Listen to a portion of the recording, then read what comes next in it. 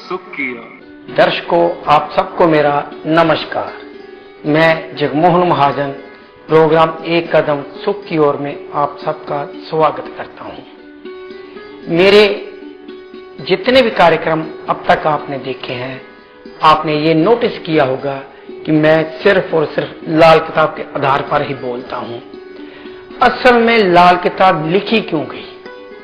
लाल किताब सिर्फ और सिर्फ इसलिए लिखी गई कि आप लोगों को किसी भी तरह की दुख और तकलीफ ना हो। अगर आप लाल किताब के नियमों के आधार पर अपने जीवन को ढाल लेते हैं तो आपके जीवन में कभी भी किसी भी तरह की परेशानी या दुख का नामो निशान नहीं रहेगा। ग्रहों के आधार पर आपकी जीवन पद्धति कैसे हो, ज्यादा जोर इसी पर दिया गया है। हमारे ऋषि मुनियों ने हमारे लिए जो संस्कार निर्धारित किए थे, उन्हीं को ग्रहों के साथ जोड़कर मनुष्य के लिए कि आम व्यक्ति को किस तरह रहना है, किस तरह जीना है कि ग्रह हमें अच्छा फल दे सकें, इसी को सामने रखकर पूज्य पंडित रूपचंद जोशी जी ने लाल किताब की रचना की। असल में लोग कर क्या रहे हैं? कमाई खा तो रहे हैं लाल किताब की, लेकिन आपको ये नहीं बताना चाहते कि लाल किताब कहां लिखी गई, किन्होंने लिखी। मैं इस विषय पर फिर कभी बात करूंगा आप लोगों से। आपको लाल किताब के मूल लेखक का नाम बताऊंगा और उनके जीवन के बारे में भी कुछ बताऊंगा। लेकिन उनका मुख्य उद्देश्य यही था कि मनुष्य जाति को इस किताब से, लाल किताब की पद्धति से फायदा हो।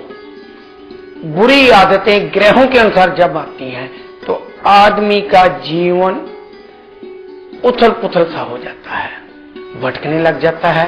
कोई भी ग्रह अच्छा फल नहीं देता। ग्रहों से अच्छा फल लेने के लिए हमें अपनी जीवन पद्धति सुधारनी है। उपाय से ज्यादा प्रिकॉशन, परहेज पर अगर आप लोग जोर देंगे तो मैं नहीं समझता कि कभी भी आपको किसी भी तरह के उपाय की जरूरत पड़े। हर ग्रह के लिए कुंडली के 12 खाने हैं, 9 ग्रह हैं। जो ग्रह कुंडली के किस खाने में है, कोई भी ग्रह कुंडली के किसी भी खाने में है, तो उस ग्रह से अच्छा फल कैसे लिया जाए, इसी को मुख्य रखा गया है लाल किताब में। लेकिन अगर हम ग्रहों के उल्ट चलते हैं तो हम नीचे की तरफ जाते हैं, समाज में इज्जत मान नहीं रहता, बड़े बड़े लोग नीचे गिर जाते हैं। लेकिन अगर हम लोग ग्रहों के आधार पर चलते हैं, जिस तरह के लिए हमारे लिए नियम निर्धारित कर दिए गए, तो नीचे से ऊपर तक उठ जाते हैं। जन्म कुंडली के अनुसार व्यक्ति अर्श से फर्श तक और फर्श से अर्श तक पहुंच सकता है। आज एक ऐसी ही कुंडली आपके सामने लेकर आया हूं कि व्यक्ति ने बहुत ऊंचाई की बुलंदियों को छुआ, आसमान तक पहुंच गया, लेकिन ग्रहों के अनुसार न चलकर, अपनी सोच ग्रहों के अनुसार न रखकर आज वो व्यक्ति दर दर की ठोकरें खा रहा है। अगर ये व्यक्ति लाल किताब के नियम अपनाता तो शायद ये कभी भी नीचे ना गिरता। करोड़पति था, आज ये दाने दाने को मोहताज है। सिर्फ और सिर्फ एक छोटी सी नालायकी कह लीजिए, या इसकी सोच की जो प्रवृत्ति थी वो गलत होगी। जब भी किसी ग्रह ने अच्छा फल देना है, आपकी सोच अपने आप ही अच्छी होनी शुरू हो जाती है। लेकिन जब ग्रह आपको बुरे प्रभाव में ले लेते हैं तो आप अपनी सोच गंदी कर लेते हैं। अगर आपको सही गाइडलाइन दी जाए, आपको सही रास्ता दिखाया जाए, जो कि लाल किताब सिखाती है, अगर आप उसको अपनाएंगे तो मैं नहीं समझता कि आप नीचे की तरफ जाएं। करना क्या है? कुछ भी नहीं करना, कुछ एक प्रिकॉशन है, सोच बदलनी है। लाल किताब का यही उद्देश्य है। लोग करोड़ों रुपए के रत्न धारण कर लेते हैं ज्योतिषियों के चक्कर में पड़कर। छोटी सी बात मैं बताता हूं आपको कि कोई ज्योतिषी अगर आपको ये कहता है कि आप हीरा धारण कर लें, डायमंड पहन लें, बहुत महंगा है। आपने डायमंड पहन लिया, डायमंड शुक्र के लिए पहनाया जाता है, शुक्र ग्रह के लिए, शुक्र ग्रह का अच्छा फल लेने के लिए। शुक्र कुंडली में जब खराब है, अच्छा फल नहीं दे रहा, तब ज्योतिषी कहते हैं कि आप एक डायमंड धारण कर लें, बेशकीमती है। लेकिन मैं आपको यह कहता हूं कि आप डायमंड धारण ना करें, गाय की सेवा करनी शुरू कर दें, पत्नी का कहना मानना शुरू कर दें, पत्नी से संबंध मधुर रख लें, तो आपको करोड़ों रुपए के हीरे से ज्यादा अच्छा फल मिलना शुरू हो जाएगा। 2 करोड़ का, 1 करोड़ का, 20 लाख का, 5,000 का आपने डायमंड पहन लिया, लेकिन घर आते ही पत्नी के साथ लड़ाई शुरू कर दी, पत्नी को थप्पड़ लगाना शुरू कर दिया, गाय की सेवा नहीं की, तो आपको 5 करोड़ का डायमंड भी कुछ फायदा नहीं देगा। लाल किताब के अनुसार आप हर ग्रह के रिश्ते की कदर करें, सेवा करें। हर ग्रह में, हर रिश्ते में कोई ना कोई ग्रह है। मंगल भाई के लिए, शुक्र पत्नी के लिए, बृहस्पति घर के बुजुर्गों के लिए, साधु संतों के लिए, ऐसे ही और ग्रह हैं। लेकिन आज मैं बताता हूं कि ये कुंडली जो आपके सामने आ रही है, ये व्यक्ति करोड़ों से, आसमान से नीचे की तरफ कैसे गिरा।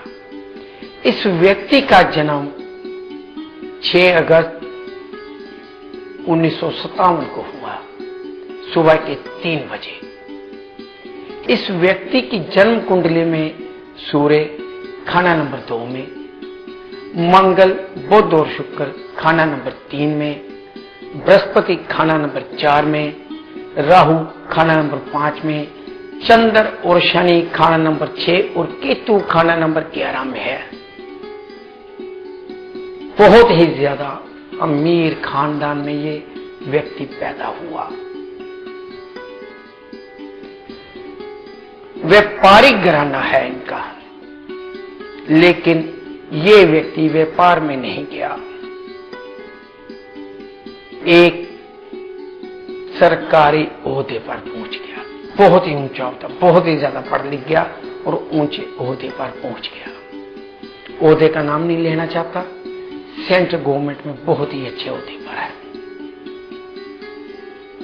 लेकिन इसकी सोच इतनी गंदी हो गई कि ये अपने परिवार वालों के साथ जमीन जायदाद के झगड़े में उलझ गया। भाइयों पर इसने कोर्ट में केस कर दिया, सिर्फ और सिर्फ जमीन में हिस्सा लेने के लिए। भाई इसको इनकार नहीं कर रहे थे, थोड़ी सी जगह का झगड़ा हो गया और सारी जमीन जायदाद के लिए केस कर दिया, वसीयत तक को चैलेंज कर दिया इसने। बहुत ही अच्छा व्यापार चल रहा है इसके भाइयों का, आज भी नाम है उनका अपने शहर में। वो इसको देने के लिए भी तैयार है हिस्सा, लेकिन ये व्यक्ति अपने ऊंचे ओहदे का नाजायज फायदा उठाता है। उनके विरुद्ध कोई ना कोई कंप्लेंट करता ही रहता है, किसी ना किसी डिपार्टमेंट में उनके अगेंस्ट किसी ना किसी तरह की झूठी कंप्लेंट देता ही रहता है और उसको फॉलो करता रहता है कि उस पर क्या एक्शन लिया। भाई भी इससे परेशान है। अपनी सभी समस्याओं का समाधान जानने के लिए महाजन जी से 13 मई को दिल्ली में, 19 मई को अमृतसर में, 21 मई को भटिंडा में, 22 मई को जालंधर में, 23 मई को पटियाला में, 27 मई को मुंबई में, 28 मई को अहमदाबाद में और 29 मई को जयपुर में मिले। अपॉइंटमेंट लेने के लिए संपर्क करें 9780000747। ये व्यक्ति सेशन कोर्ट में केस हार गया जमीन जायदाद का, अब ये हाई कोर्ट जा चुका है। इसकी इन्हीं आदतों की वजह से इसकी बीवी भी इसको छोड़ गई और बच्चे अपने साथ ले गई है। ये व्यक्ति अकेला है, लेकिन ये उसी चक्कर में उलझा, जमीन जायदाद के चक्कर में। बच्चे भी इसको कह रहे हैं कि पापा आप किसके लिए लड़ रहे हैं, अपने परिवार के साथ लड़ रहे हैं, जबकि चाचा जी और ताया जी हमें हिस्सा देने को तैयार हैं। अब ये प्रेस्टीज इशू बन गया है। ये व्यक्ति पिछले 2 साल से रिटायरमेंट लेकर घर बैठ गया है और कोर्ट कचहरी के चक्कर में ही उलझा रहता है। डिपार्टमेंट में भी इसकी इज्जत कम होनी शुरू हो गई है। रिटायरमेंट के बाद तो कोई पूछता ही नहीं है, लेकिन बहुत ही ऊंचा ओहदा था। कभी अपने महकमे में जाया करता था तो सल्यूट लगते थे, लोग इसको देखकर सल्यूट मारते थे। आज वो इज्जत भी कम हो गई है, बीवी बच्चे भी छोड़ के जा चुके हैं। क्यों? क्योंकि इस कुंडली वाले के लिए यही लिखा गया है लाल किताब में कि अगर ऐसा व्यक्ति जमीन जायदाद और औरतों को झगड़े में उलझ जाएगा तो अपनी जिंदगी तबाह कर लेगा। ये व्यक्ति उसी का शिकार हो गया।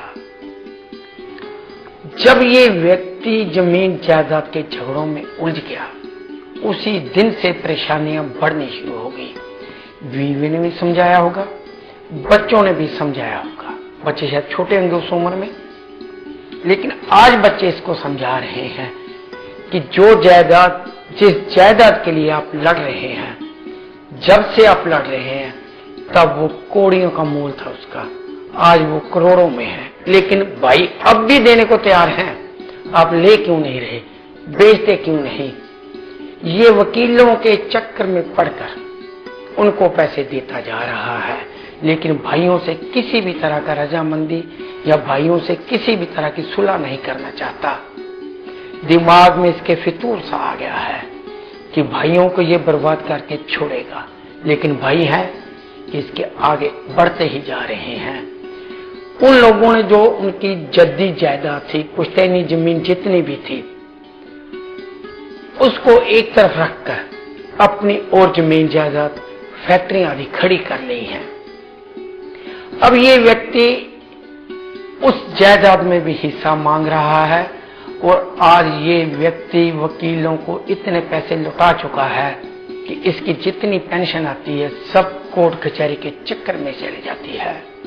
जब ये ऊंचे ओहदे पर था, जब ये डिपार्टमेंट में नौकरी पर था, रुतबा था, तो हो सकता है कि कोई व्यक्ति, कुछ ना कुछ व्यक्ति इसकी मदद कर दिया देते हों कि इनसे या इस व्यक्ति से फायदा उनको होता हो, लेकिन आज इसकी मदद कोई नहीं कर रहा। आज ये देखा गया है कि इतने ऊंचे ओहदे वाला व्यक्ति अपने दोस्तों से कई बार 20 रुपए सिगरेट पीने के लिए उधार तक मांगता है। ये सारे हालात इसने खुद बयान किए हैं। करोड़ों की जायदाद है जो इसको मिलेगी, जितने भाई इसको देना चाहते हैं, लेकिन ये करोड़ों ले नहीं रहा। सिर्फ और सिर्फ इसी चक्कर में उलझा हुआ है कि जो केस किया उसको जीत के दिखाना है।